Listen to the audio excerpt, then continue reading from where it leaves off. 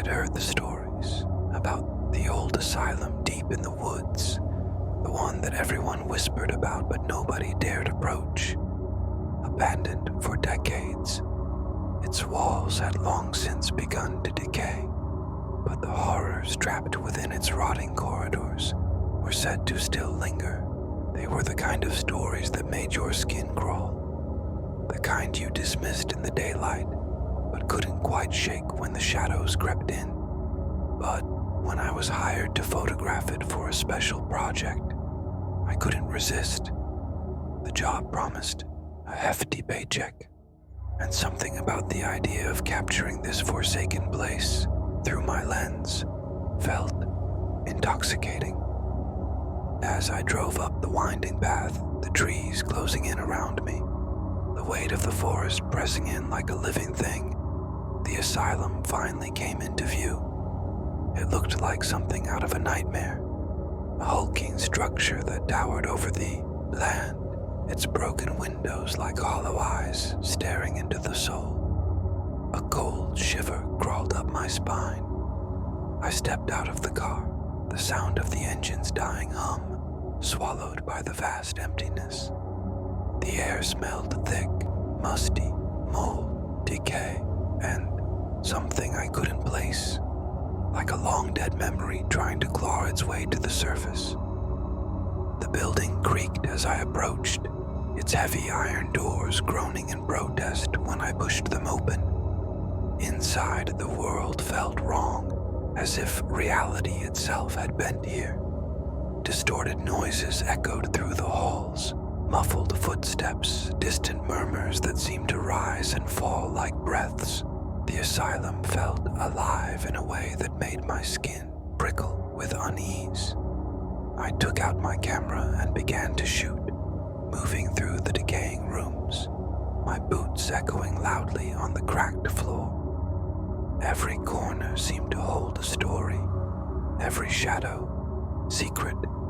I snapped photos of rusted hospital beds, peeling wallpaper, and broken mirrors that reflected nothing. But as I reviewed the pictures, something made my blood run cold. In each shot there were faces, twisted, contorted faces that weren't there when I'd taken the photo. They appeared behind the walls, in the corners of rooms, their eyes wide with silent screams. The hairs on the back of my neck stood up, a growing sense of dread settling in my chest. The silence of the asylum deepened, yet I couldn't shake the feeling that something, or someone, was following me. At times, when I turned, I felt as though I was being watched, though no one was there. The air grew heavier with every step, the shadows darker, like they were shifting, stretching just out of view. I turned a corner into a long hallway and froze. The walls were scratched, deep gouges carved into the plaster, jagged lines that seemed to move, as if something had tried to escape. Something had clawed its way out. My fingers trembled as I clicked the shutter again. Then I found it. A dusty, leather-bound diary hidden beneath a collapsed desk. The pages were brittle, yellowed with age. I opened it carefully, the musty scent rising up as I scanned the handwriting. It was frenzy, almost manic. They watch us. They never leave. We're all trapped here. The words seemed to echo in my mind. I turned the page, my heart pounding in my chest. The doctor said they'd be better off if they didn't remember. But I remember. They're still here. The room around me seemed to shift, the walls pressing in. My breath came faster as I read on, the words blurring into a horrifying narrative of twisted experiments, patients who were left to rot, their minds broken beyond repair. But there was something else, something that made the hairs on my arms stand on end. The diary wasn't just written by the hands of a long-dead inmate. It was written by someone who had been trapped here, someone who had never left. A sudden crash from the hallway jolted me from the page. I looked up. My camera, which I had left on a nearby table, lay on the ground, the lens shattered. My pulse quickened. I hadn't heard it fall. Then the whispers started. Low, guttural murmurs rising from the corners of the room. My name, faint at first, then louder, clearer. Come join us. I backed away, my breath shallow, panic creeping in.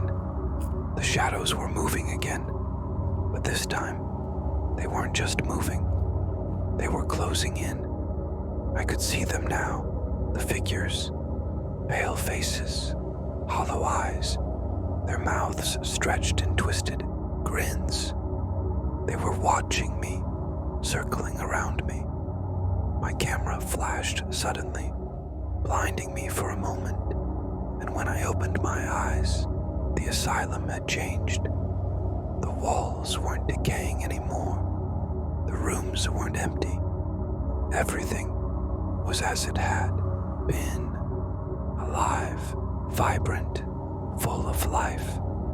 Patients stood in the hallways, their faces blank, their eyes hollow. The very air felt suffocating. I stumbled back, my heart hammering in my chest. The diary's last words burned into my mind. They never leave. You never leave. It hit me then, with the force of a tidal wave. I wasn't photographing the past. I was trapped in it. The asylum wasn't abandoned. It was waiting for the next soul to join its twisted history. As I turned to run, I heard the door slam shut behind me, and the whispers grew louder. Stay with us.